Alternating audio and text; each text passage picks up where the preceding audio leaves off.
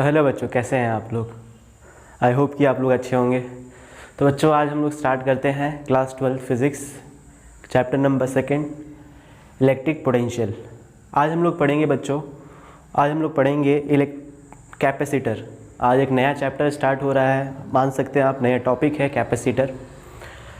इसके पहले हम लोग ने कंप्लीट किया है इलेक्ट्रोस्टैटिक पोटेंशियल। उसी के अंदर हम लोगों ने कंप्लीट किया है कि पोटेंशियल एट अ पॉइंट क्या होता है, पोटेंशियल ड्यू टू शेल क्या होता है, पोटेंशियल ड्यू टू डाइपोल क्या होता है, फिर एनर्जी ड्यू टू पॉइंट क्या होता है, फिर energy due to system of charges, फिर एनर्जी ऑफ अ डाइपोल। ये सारी चीज़ें हम लोग प्रीवियस वीडियोज़ में कर चुके हैं। तो आज हम लोग बच्चों पढ़ेंगे कैपेसिटर के बारे में। तो आओ बच्चों पढ़ते हैं, स्टार्ट करते हैं कैपेसिटर, या फिर इसी को हम लोग क्या बोलते हैं, कंडेंसर।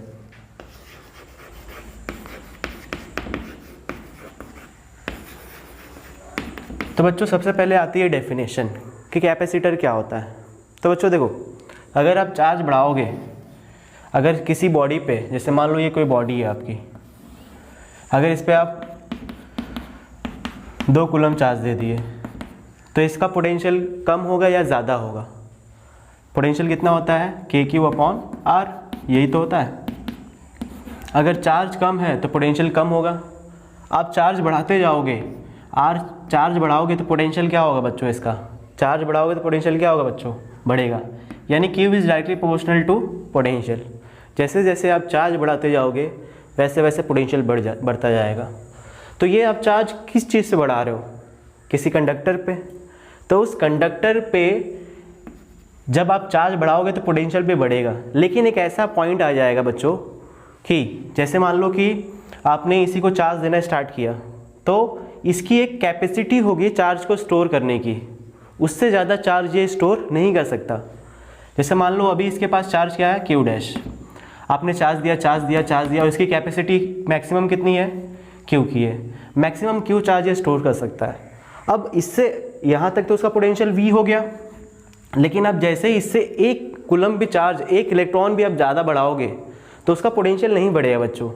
क्यों नहीं बढ़ेगा, क्योंकि वो जो 1 इलेक्ट्रॉन आप दोगे वो इसके आसपास का जो एयर होगा वहाँ से वो क्या कर लेगा, वहाँ से वो न्यूट्रलाइज हो जाएगा। कहने का क्या मतलब है कि ये इस इलेक्ट्रॉन को, एटमॉस्फेयर में क्या होता है, इसके बगल में नाइट्रोजन होंगे, ऑक्सीजन होंगे, कार्बन होगा, है ना।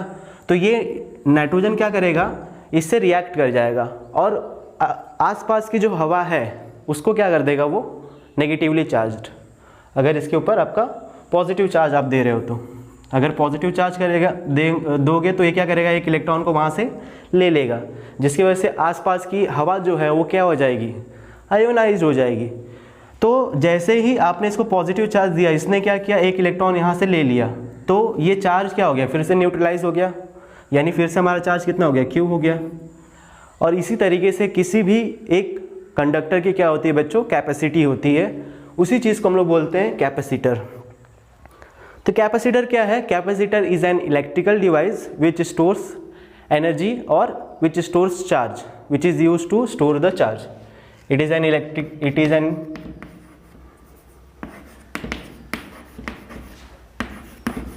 Electrical device which is used to store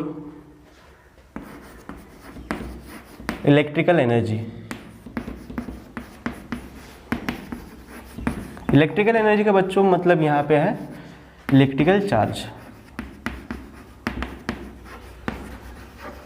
अब ये एनर्जी कैसे हो गया, इलेक्ट्रिकल चार्ज होना चाहिए, तो चार्ज आप एनर्जी बता रहे हो, चार्ज बता रहे हो, क्या होना चाहिए एग्जैक्टली। तो बच्चों यहाँ पे क्या है, हम लोग अभी तो फिलहाल आपका ये इलेक्ट्रिकल एनर्जी स्टोर करता है, इसको हम लोग आगे डेरिवेशन करेंगे तो आपको क्लियर हो जाएगा।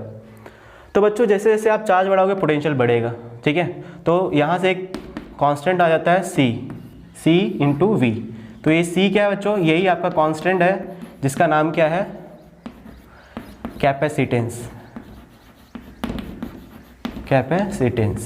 ठीक है बच्चों। तो यहाँ से C बराबर क्या आ जाएगा बच्चों, Q/V। अब यहाँ से अगर यूनिट की बात करें C की, यूनिट ऑफ C, तो देखो बच्चों क्या हो जाएगा, unit of V, unit of Q upon unit of V। Unit of Q क्या होता है बच्चों? कूलम। यूनिट ऑफ V क्या होता है बच्चों? वोल्ट। तो coulomb per volt is the unit of capacitance. अगर इसी को हम लोग और एक चीज़ बोलते हैं, उसको हम लोग क्या बोलते हैं? फैराडे। और इसका सिंबल क्या हो जाएगा बच्चों? Capital F। अब बच्चों जो फैराडे होती है वो बहुत बड़ी यूनिट होती है, क्योंकि आपका जब आप आपका जो एक फैराडे कब हो जाएगा? जब आप एक पोटेंशियल डिफरेंस बढ़ाओगे, इसका जब पोटेंशियल डिफरेंस 1 से बढ़ाओगे तो उसकी जो चार्ज होगा वो कितना होगा आपका? 1 कूलम। ठीक है, तो उसे हम लोग क्या बोलेंगे? 1 फैराड बोलेंगे। तो जो फैराडे होती है बच्चों ये बहुत बड़ी यूनिट होती है, इसीलिए आप जब भी देखोगे तो इसकी स्मॉलर यूनिट हम लोग यूज़ करते हैं। स्मॉलर यूनिट्स क्या क्या है बच्चों? Smaller units microfarad. 1 माइक्रोफैराड में कितना फैराड होता है बच्चों? 10⁻⁻6 फैराड। वैसे ही पिकोफैराड होता है आपका, यानी 10⁻⁹ फैराड। ठीक है बच्चों। अगर डायमेंशन की बात करें, डायमेंशंस ऑफ C, कैपेसिटर का डायमेंशन क्या हो जाएगा? तो देखो बच्चों, कूलम आपका जो है वो बेसिक क्वांटिटी नहीं है, तो उस बेसिक क्वांटिटी क्या है बच्चों? एम्पियर है। I बराबर क्या होता है? Q अपॉन T होता है बच्चों। तो यहाँ से Q बराबर क्या हो जाएगा? I into T. यहाँ से I और T जो है आपकी ये बेसिक यूनिट्स है। तो कूलम का हो जाएगा आपका I यानी एम्पियर, और T का मतलब टाइम। ठीक है, अपॉन वोल्टेज भी आपकी बेसिक यूनिट नहीं है, तो वोल्टेज पे हम लोग क्या लिखेंगे? देखो, वोल्टेज बराबर क्या होता है? वोल्टेज बराबर होता है work done per unit charge, right. Work done कितना है? वर्क डन का क्या होता है? Force into displacement, right. और चार्ज का क्या हो जाएगा? कूलम के जगह पे क्या लिख सकते हैं? Ampere into time. फोर्स का क्या होता है? m1 L1 T-2, और ये डिस्प्लेसमेंट का मतलब L1। तो ये कितना हो जाएगा बच्चों? टोटल बताओ कितना हो जाएगा ये? m1 L2 T-2 अपॉन में 80 ऊपर चला जाएगा, तो ये आपका स्क्वायर हो जाएगा। तो हो क्या जाएगा बच्चों? m-1 L-2 A2 और T-4, सॉरी ये ऊपर जाएगा तो -2 ऊपर जाएगा तो +4, यानी ये +4 हो जाएगा। ये इसका डायमेंशन हो जाएगा बच्चों। आई होप कि आपको ये समझ में आ गया होगा। ठीक है, तो क्या किया हम लोग ने? कैपेसिटर क्या होता है? It is an electrical device which is use to store the charge. आप देखे होंगे बच्चों, जो पंखे होते हैं उसके अंदर एक डिवाइस लगा होता है, जिसका नाम क्या बोलते हैं हम लोग? कंडेंसर। क्या नाम है? कंडेंसर। तो कंडेंसर इज नथिंग बट बच्चों कैपेसिटर। तो बच्चों हम लोग को कैपेसिटर की ज़रूरत क्यों पड़ी? हमारे पास तो बैटरी ऑलरेडी थी, तो वो भी इलेक्ट्रिकल एनर्जी स्टोर करता है, तो क्यों हम लोग को कैपेसिटर बनाना पड़ा? तो बच्चों जो कैपेसिटर होता है वो क्या करता है? धीरे धीरे चार्ज होकर और एक बैग एनर्जी देता है, फटाक से एनर्जी देता है जब ज़रूरत होती है। तो कोई भी डिवाइस होती है इलेक्ट्रिकल डिवाइस, उसको स्टार्ट होने में बहुत ज़्यादा मेहनत लगती है। स्टार्ट होने के लिए बहुत ज़्यादा करंट चाहिए, और वो करंट कौन प्रोवाइड करता है बच्चों? कैपेसिटर। इसीलिए आप जब भी देखोगे जो फ़ैन होता है उसको लगभग 25 से 30 के बीच एम्पियर करंट की रिक्वायरमेंट होती है, बट नॉर्मल सप्लाई जो आती है इसको 12 एम्पियर के आसपास होती है। तो वो स्टार्ट करने के लिए जो रिक्वायरमेंट होती है करंट की, वो कौन प्रोवाइड करता है आपको? कैपेसिटर। क्लियर है? एक बार चीज़ें स्टार्ट हो गई तो क्या होगा? उसके बाद स्मूथ चलने लगेगी वो चीज़ें, राइट। तो कंडेंसर इज नथिंग बट जो कैपेसिटर होता है वही क्या होता है उसका जो कैपेसिटर, कंडेंसर भी उसे कहते हैं। तो बच्चों नेक्स्ट है हम लोग capacitor of a spherical conductor. अगर कोई स्फेरिकल कंडक्टर है तो उसका कैपेसिटेंस किस पे कितना होगा? तो कैपेसिटेंस ऑफ स्फेरिकल कंडक्टर। तो क्या बच्चों हम लोग इंसुलेटर से इंसुलेटर से क्या हम लोग कैपेसिटेंस नहीं बना सकते, कैपेसिटर नहीं बना सकते हैं?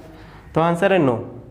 लेकिन हम लोग उसका यूज़ करेंगे इंसुलेटर्स का कैपेसिटर की कैपेसिटी इंक्रीज करने के लिए, ठीक है।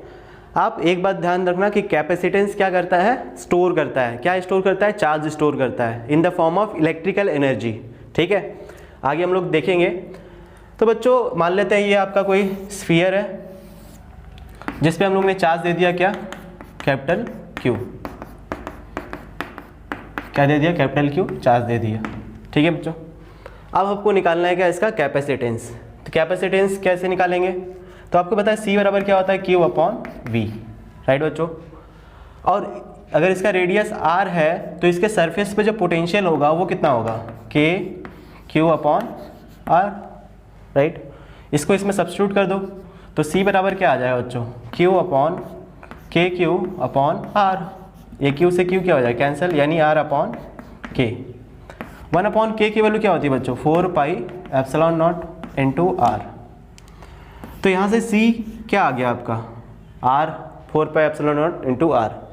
तो ये हो गया बच्चों कैपेसिटेंस ऑफ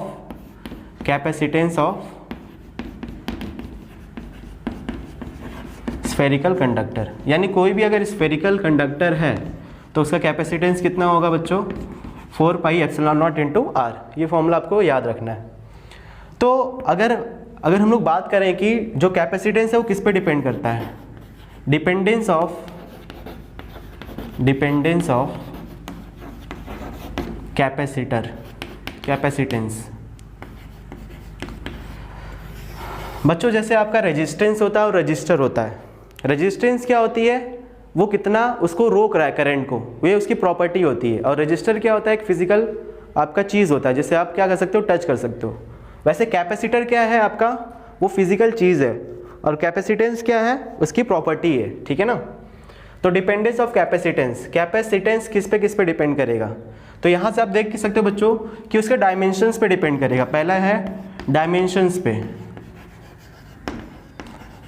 पे डिपेंड करेगा।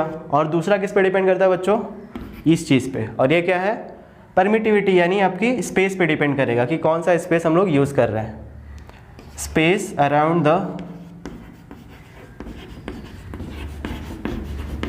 The conductor. अभी हम लोग ने कौन सा लिया था? यहाँ पे एयर लिया था, या फिर हम लोग बोल सकते हैं वैक्यूम था, इसलिए एप्सिलॉन नॉट था। अगर यहाँ पे वाटर मीडियम होता तो उसका हम लोग लिख देते हैं यहाँ पे एप्सिलॉन, ठीक है। यानी आपका क्या हो जाएगा? मीडियम पे डिपेंड करता है, मीडियम, राइट। इन दो चीज़ों पे क्या होता है बच्चों? कैपेसिटेंस जो होता है वो डिपेंड करता है, ठीक है। जो कैपेसिटर होता है बच्चों वो कितने टाइप के होते हैं? क्या किस टाइप के होते हैं? तो बच्चों एक आप देखोगे पैरेलल प्लेट कैपेसिटर, जो हमको इस कोर्स में पढ़ना है, सिलेबस में पढ़ना है, जो आपके कोर्स में है, parallel plate capacitor. Capacitance of a spherical conductor, कभी कभी आपको इससे न्यूमेरिकल आ सकते हैं, तो आप इसे याद रखिएगा। ये मैं नहीं कहूँगा कि ये नहीं आएगा, ठीक है, आ सकता है, बहुत ईजी भी है इसका, ठीक है। अब बच्चों ये हम लोग क्या पढ़े कि एनर्जी स्टोर करता है, ठीक है।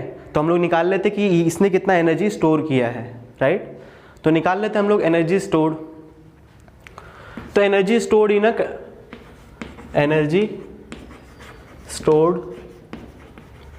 In spherical capacitance. या फिर इसके पहले बात कर लेते हैं कि बच्चों हम लोग स्फेरिकल कैपेसिटर जो है आगे हम लोगों ने क्यों नहीं कंटिन्यू किया। जो साइंटिस्ट थे इसको बनाए तो, लेकिन इसे यूज़ नहीं करते हम लोग, ठीक है। हम लोग इसको यूज़ नहीं करते, क्यों नहीं करते हैं वो हम लोग यहाँ पे देख लेते हैं।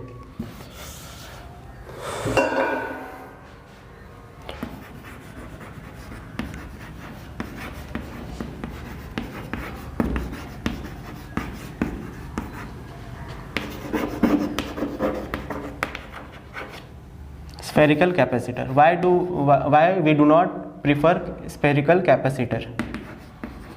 तो देखो बराबर C बराबर क्या होता है बच्चों? 4 pi epsilon not into R, right.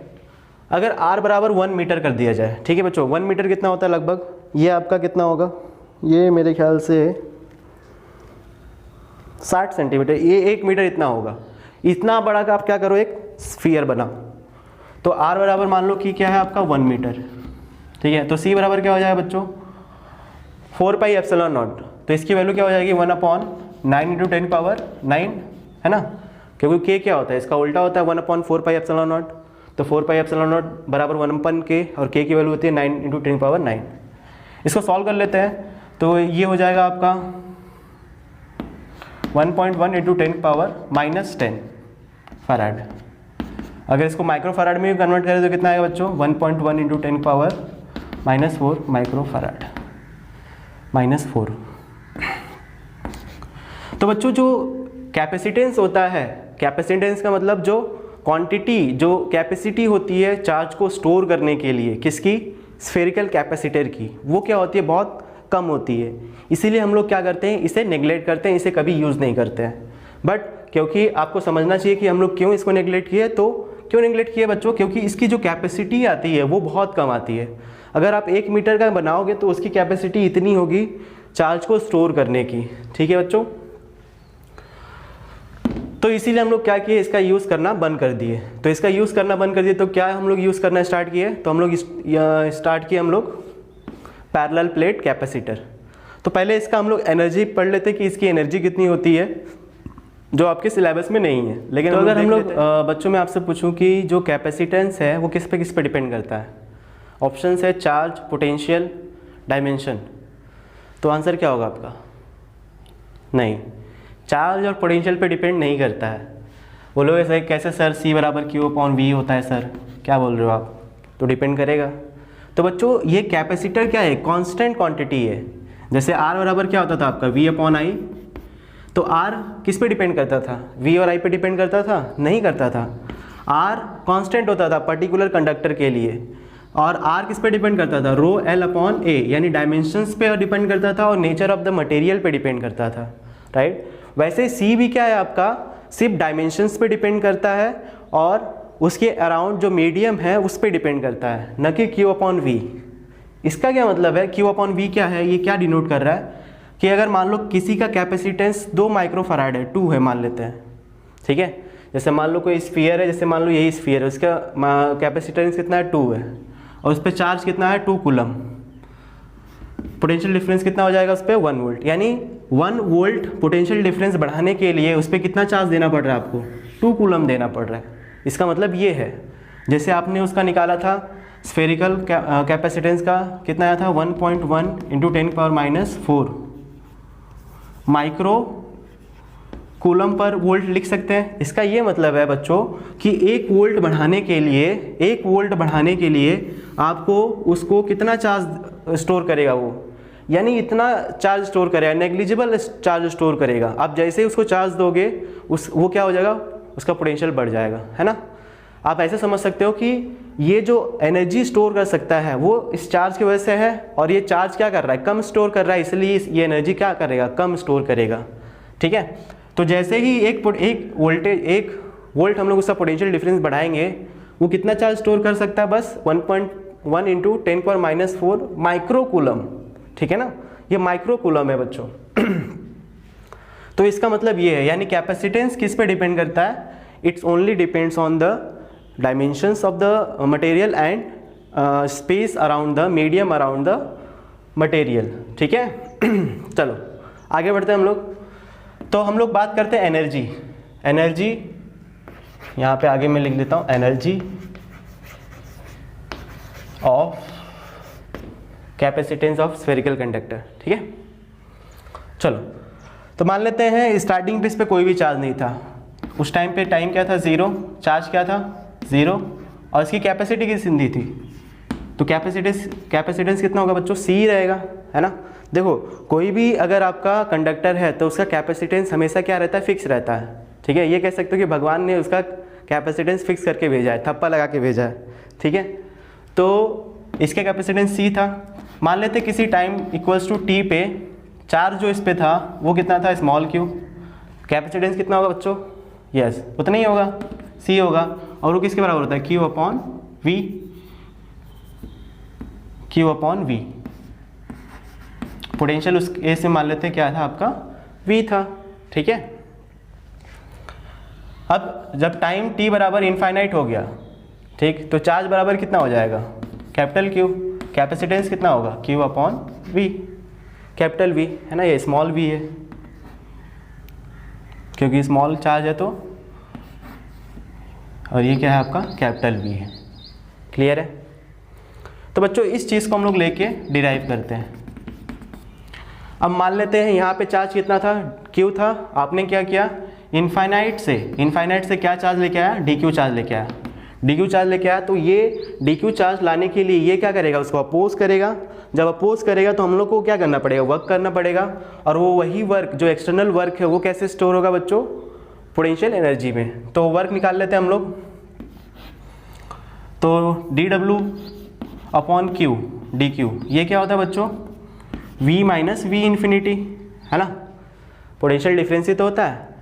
सिर्फ इसका पोटेंशियल v है और हम लोग ये क्या कर रहे हैं, इनफाइनाइट से ला रहे हैं, राइट। बच्चों देखो पोटेंशियल जो है आपका ये एब्सोल्यूट टर्म नहीं है, ये रिलेटिव टर्म है, ठीक है। पोटेंशियल हम लोग कहाँ से ला रहे हैं, क्योंकि इनफाइनाइट से ला रहे हैं इसीलिए वो क्या हो जाता है, ज़ीरो हो जाता है, ठीक है। और हम लोग ने बोला था अगर मान लो ये पॉइंट ए है, ये पॉइंट बी है, यहाँ से यहाँ चार्ज को ला रहे हैं, तो इसका पोटेंशियल हम लोग कैसे लिखेंगे, final minus initial, V A minus V B is equals to D W upon जो चार्ज ला रहे हैं डी क्यू।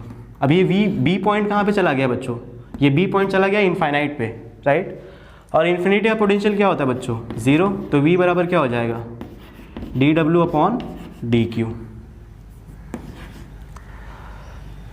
तो यहाँ से बच्चों देखो डी डब्ल्यू बराबर हो जाएगा V D Q, small D Q है, ठीक है। अब हम लोग क्या करते हैं, इसको इंटीग्रेट करते हैं, इंटीग्रेट कर दो। तो इंटीग्रेट कर देंगे तो देखो v बराबर हम लोग क्या लिख सकते हैं, ये स्मॉल v है,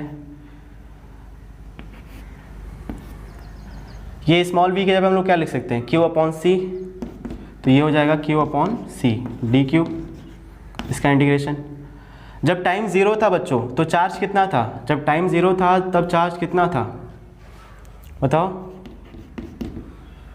जब टाइम ज़ीरो तो चार्ज ज़ीरो था, और जब टाइम इनफाइनाइट हो गया तब चार्ज कितना हो गया, कैपिटल की हो गया, राइट।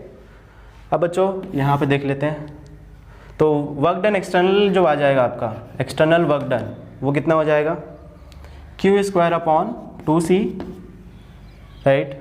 और इसका लिमिट दे देंगे हम लोग 0 से लेके q तक, तो इसको रख दो, तो ये हो जाएगा क्यू स्क्वायर अपॉन 2c। और यही वर्क डन कैसे स्टोर होगा बच्चों, उसमें फाइनल एनर्जी में, ठीक है, उसमें एनर्जी जो स्टोर होगा वो डेल्टा यू। डेल्टा यू क्या होता है बच्चों, you final minus you initial, तो ये हो जाएगा क्यू स्क्वायर अपॉन 2c। अब यू इनिशियल बच्चों देखो, इनिशियल पे इस पर कोई चार्ज नहीं था, अगर कोई चार्ज नहीं था तो इसकी एनर्जी क्या थी, इनिशियल एनर्जी 0, तो इसका जो फाइनल एनर्जी आ जाएगा वो कितना आ जाएगा, क्यू स्क्वायर अपॉन 2c आ जाएगा। तो ये ही एनर्जी क्या होती है बच्चों, उस फॉर्म में उसमें स्टोर होगी, इस में स्टोर होगी, और जब भी हम लोग को इस एनर्जी की ज़रूरत होगी हम लोग उसको क्या कर सकते हैं, यूज़ कर सकते हैं। बट इसका एक ड्रॉबैक था कि ये जो एनर्जी है बच्चों, ये एनर्जी क्या है, ये इसका जो एनर्जी का एरिया है वो बहुत ज़्यादा बड़ा है, ठीक है। जैसे मान लो कि आपके पास एक रूम है, उसमें एक बल्ब जल रहा है, अब 2 रूम ले लो और एक बल्ब जलाओ तो जो रोशनी होगी वो क्या होगी बच्चों, कम होगी, राइट। वही चीज़ यहाँ पे भी है, इसका जो है इसके लिए जो एक्सपोजर है वो बहुत बड़ा है, देखो इधर है, इधर है, इधर है, इधर है, तो हम लोग को जो एनर्जी है वो बाउंड नहीं है, वो एनर्जी क्या है, एकदम स्प्रेड हुई है, ठीक है। तो हम लोग उसको बाउंड करना है, तो इसीलिए हम लोग क्या यूज़ करते हैं बच्चों, पैरेलल प्लेट कैपेसिटर, जो नेक्स्ट टॉपिक है आपका। आई होप कि आपको ये समझ में आया होगा। अगर आपको समझ में आया है तो प्लीज़ लाइक करिए, कमेंट करिए और सब्सक्राइब ज़रूर करिएगा, ठीक है, और करवा भी दीजिएगा। तो चलो नेक्स्ट टॉपिक हम लोग पढ़ते हैं अब नेक्स्ट वीडियो में, जिसका नाम है पैरेलल प्लेट कैपेसिटेंस। तो बच्चों नेक्स्ट टॉपिक है आपका पैरेलल प्लेट कैपेसिटर।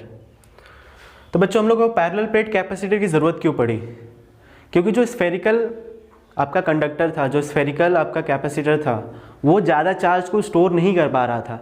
उसको जैसे ही आप एक वोल्टेज पोटेंशियल बढ़ा रहे थे, उसका जो चार्ज उस पर थोड़ा ही चार्ज क्या करता था, स्टोर करता था, और उसका पोटेंशियल 1 वोल्ट बढ़ जाता था, जिसके लिए हम लोग उसको क्या कर दिए, नेगलेक्ट कर दिए।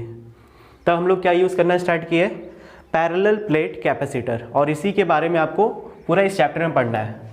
तो पैरेलल प्लेट कैपेसिटर क्या होता है बच्चों, उसमें 2 पैरेलल प्लेट्स होते हैं, या तो वो रेक्टेंगुलर शेप के हो सकते हैं आपके, दोनों आपके कैसे होंगे, या तो रेक्टेंगुलर होंगे या तो आपके सर्कुलर हो सकते हैं, किसी भी शेप के हो सकते हैं। ये आपका सर्कुलर हो सकता है, ठीक है। अगर आप इस पर प्लस चार्ज दोगे और तो इस पर क्या आ जाएगा आपका, ऑटोमेटिकली नेगेटिव चार्ज आ जाएगा। वैसे ही अगर आप इस पर प्लस चार्ज दोगे तो इस पर क्या आ जाएगा बच्चों, नेगेटिव चार्ज आएगा बाय इंडक्शन, ठीक है। अब बोलोगे सर अब हम इसको पॉजिटिव चार्ज देंगे कैसे, तो हम लोग क्या लगा देंगे, यहाँ से बैटरी लगा देंगे, बैटरी लगा देंगे यहाँ से। तो अब होगा क्या, यहाँ से चार्ज पॉजिटिव चार्ज निकलेगा और पॉजिटिव चार्ज यहाँ पे जाएगा। बोलेगा सर पॉजिटिव चार्ज कैसे मूव करेगा, यस पॉजिटिव चार्ज नहीं मूव करेगा बच्चों। जो यहाँ पे कंडक्टर में इलेक्ट्रॉन्स है वो इलेक्ट्रॉन्स क्या करेंगे, इधर मूव करेंगे, इलेक्ट्रॉन इसके पास आएंगे। अब यहाँ से इलेक्ट्रॉन जो है इधर जाएंगे, तो जो इलेक्ट्रॉन यहाँ से निकलेंगे तो यहाँ पे क्या क्रिएट करते जाएंगे बच्चों, कर्नेल्स, यानी जो पॉजिटिव चार्ज आइटम्स है वो वहीं पे रहेंगे। तो यहाँ पॉजिटिव चार्ज क्रिएट हो गया और यहाँ पे क्या क्रिएट हो गया, नेगेटिव चार्ज। बच्चों जितना इस पे पॉजिटिव चार्ज होगा उतना ही इस पे कितना क्या होगा, आपका नेगेटिव चार्ज भी होगा, ठीक है। तो ये था आपका पैरेलल प्लेट कैपेसिटर। अब इसके बारे में हम लोग पढ़ते हैं कि जो एनर्जी स्टोर होती है या फिर इसका जो सी होता है कैपेसिटेंस, वो कितना होता है। तो बोलोगे सर कि वो तो Q/C होता है, Q/V होता है। तो मैं बोलूँगा यस बच्चों, लेकिन डायमेंशंस पे भी तो डिपेंड करता है। तो हम लोग डायमेंशंस के टर्म्स में क्या करेंगे, कैलकुलेट करेंगे। तो चलो कैलकुलेट करते हैं।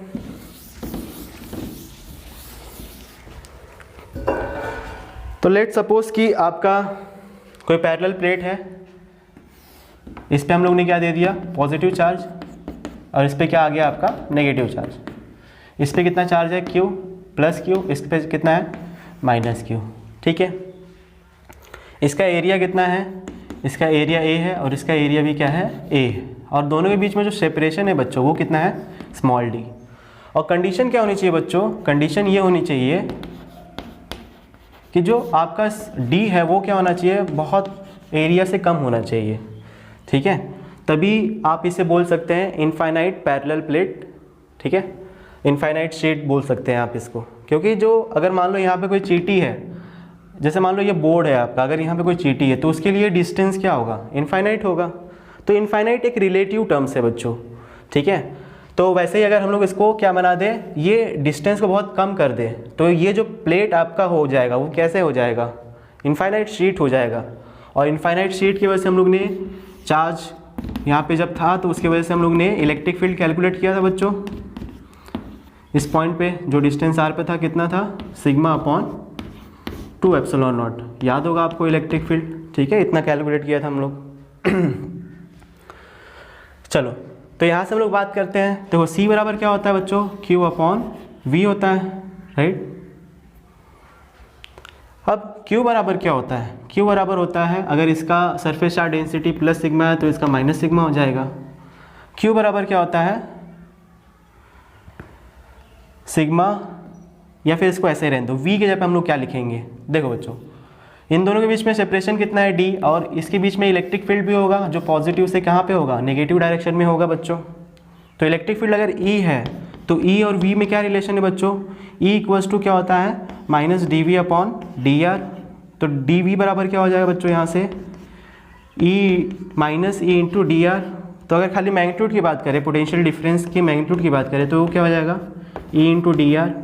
dr क्या था बच्चों, दो प्लेट के बीच में सेपरेशन, यहाँ पे कितना है, यहाँ पे कितना है आपका पोटेंशियल, इन दोनों के बीच में मान लो पोटेंशियल डिफरेंस जो है ΔV है।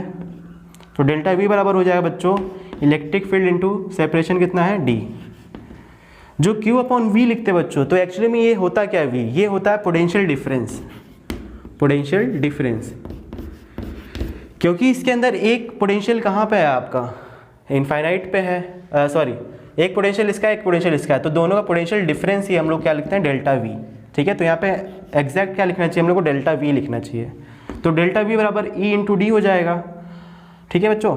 तो अब ΔV के जगह पे हम लोग E इंटू D लिख सकते हैं। और E बराबर क्या होता है बच्चों, अगर मैं इस रीजन में कहीं किसी पॉइंट पे इलेक्ट्रिक फील्ड की वैल्यू अगर ज्ञात करूँ, फाइंड आउट करूँ, तो कितना हो जाएगा। देखो पॉजिटिव चार्ज की वजह से जो इलेक्ट्रिक फील्ड होगा इस डायरेक्शन में होगा, और इस पॉइंट पे अगर बात करें नेगेटिव चार्ज की वजह से भी इसी पॉइंट पे होगा, यानी दोनों की वजह से जो इलेक्ट्रिक फील्ड होगा वो उसी डायरेक्शन में होगा, यानी 2E।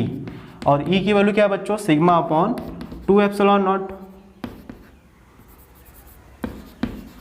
देखो इलेक्ट्रिक फील्ड जो होगा एक पॉजिटिव प्लेट की वजह से होगा और एक इलेक्ट्रिक फील्ड होगा नेगेटिव प्लेट की वजह से।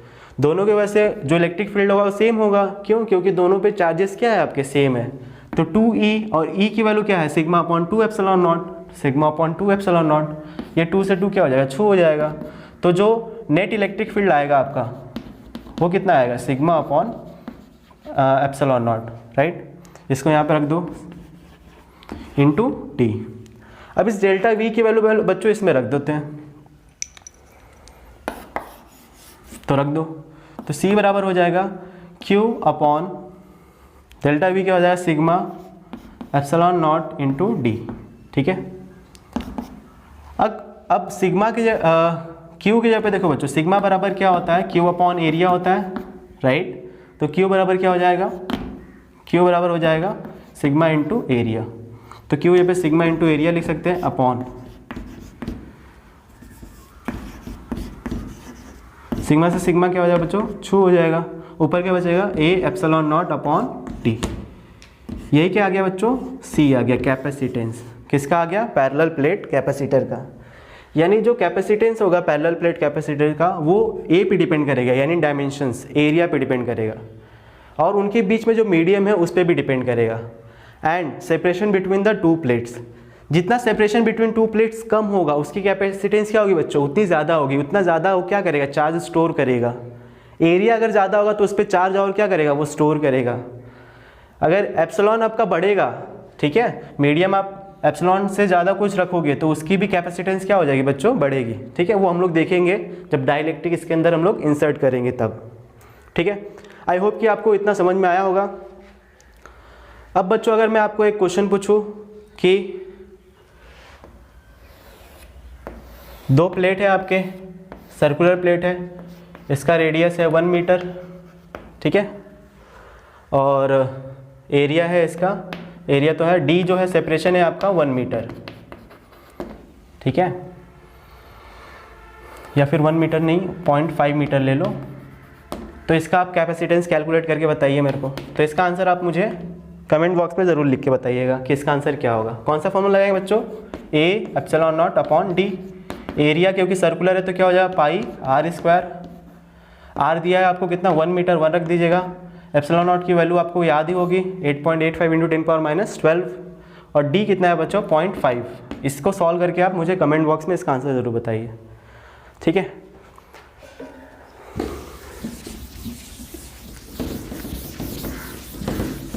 अब बच्चों हम लोग कैलकुलेट करते हैं कि जो एनर्जी स्टोर होती है, जो एनर्जी स्टोर होगी कैपेसिटर में वो कितनी होगी, पैरेलल प्लेट कैपेसिटर में एनर्जी स्टोर कितनी होगी।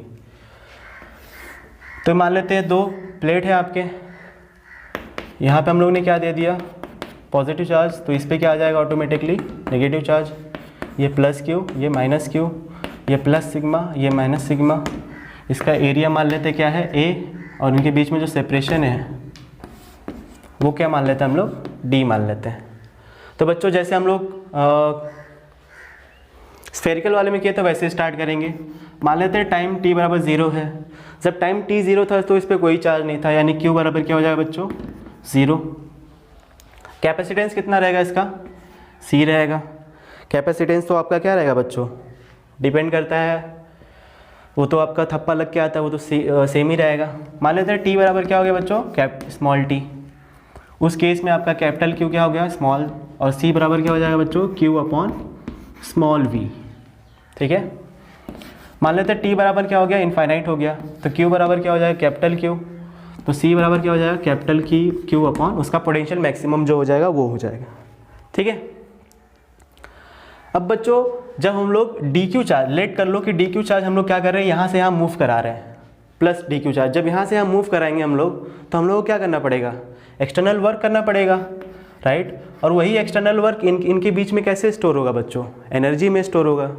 तो V जो इनके बीच में पोटेंशियल डिफरेंस है वो कितना है आपका, मान लेते हैं क्या है, V है। V हम लोग ने पोटेंशियल डिफरेंस माना है V, तो V बराबर क्या हो जाएगा आपका, जो हम लोग ने स्मॉल वर्क डन किया किस चार्ज को लेके, स्मॉल dq चार्ज को। क्लियर है इतना। तो डी डब्ल्यू बराबर हो जाएगा बच्चों v into D Q, right. तो टोटल चार्ज हम लोग निकाल लेंगे। ये कौन सा v है बच्चों? स्मॉल v है, पोटेंशियल डिफरेंस है ना। हम लोग क्योंकि स्मॉल चार्ज लेके गए हैं तो उस v की वैल्यू यहाँ से क्या हो जाएगी? q अपॉन सी हो जाएगी, q अपॉन सी इंटू डी क्यू। ये क्या हो जाएगा आपका? External work done. तो बच्चों जब टाइम 0 था तो चार्ज कितना था? 0, और जब टाइम t इनफाइनाइट हो गया तो चार्ज कितना हो गया? Capital Q। इसको इंटीग्रेट करेंगे तो ये हो जाएगा q स्क्वायर अपॉन 2c, और इसको लिमिट रख दो 0 से लेके कैपिटल Q, तो ये आ जाएगा q स्क्वायर अपॉन 2c। ठीक है बच्चों, यही work done external work done कैसे स्टोर होगा? पोटेंशियल एनर्जी में डेल्टा यू। डेल्टा यू क्या होता है बच्चों? You final minus you initial, q square upon 2c। You initial क्या होगा बच्चों? 0, क्योंकि इनिशियली कोई चार्ज नहीं था। तो फाइनल यानी इस पे जो फाइनल एनर्जी पोटेंशियल एनर्जी आएगी वो कितना आ जाएगा? q square upon 2c। ठीक है बच्चों, तो ये आपका क्या आ गया? फॉर्मूला आ गया। इस फॉर्म में आपकी एनर्जी स्टोर होगी। हम लोग देखे होंगे कि जो स्फेरिकल था उसमें भी क्या आया था? फॉर्मूला यही आया था। ठीक है, अगर बच्चों इसको और अदर फॉर्म्स में लिखना है आपको v और c दिया हुआ है तो आप क्या कर सकते हैं? v और c दिया है तो q को हटाना होगा आपको। तो q बराबर हम लोग क्या लिख सकते हैं? c इंटू वी, तो c square into V square upon 2c। c से c कैंसिल हो जाएगा, यानी 1/2 cv स्क्वायर। ये भी क्या हो गया? एक फॉर्म हो गया। एक फार्मूला ये हो गया, एक फार्मूला ये हो गया। और अगर बच्चों आपको v और q दिया हुआ है तो आपको c हटाना पड़ेगा। v और q दिया हुआ है तो c हटा दीजिए। c के जगह पे क्या लिख सकते? q upon v। q से q क्या हो जाएगा? छू हो जाएगा। ये v ऊपर चला जाएगा तो u बराबर क्या आ जाएगा? 1/2 q into v, q into v. ठीक है बच्चों, तो ये आ जाएगा आपका पोटेंशियल एनर्जी का फॉर्मूला, जो कौन स्टोर करेगा? पैरेलल प्लेट कैपेसिटर स्टोर करेगा। आई होप कि सारी चीज़ें मैंने कंप्लीट कर ली है। अगर कुछ छूट गया होगा तो आप मुझे रिमाइंड करा दीजिएगा कमेंट बॉक्स में। तो आज के लिए हम लोग बस इतना ही करते हैं। अगर आपको मेरी मेहनत अच्छी लगी, मेरी मेहनत ऐसा लग रहा है कि मैं कुछ मेहनत कर रहा हूँ, तो प्लीज़ लाइक करिए, सब्सक्राइब करवाइए और शेयर ज़रूर करिए जो क्लास 12th में है बच्चे उनके साथ। आज मैं स्टोरी नहीं सुना पाया बच्चों, क्योंकि जो आपका सिलेबस है लेंदी हो जाता है बहुत, मतलब वीडियो जो है बहुत लेंदी हो जाता है, इसीलिए मैंने नहीं सुनाया। लेकिन अगर आप कहेंगे तो मैं ज़रूर सुनाऊंगा। अगर आपको सुनना है तो कमेंट बॉक्स में कमेंट ज़रूर करिएगा। Thank you so much.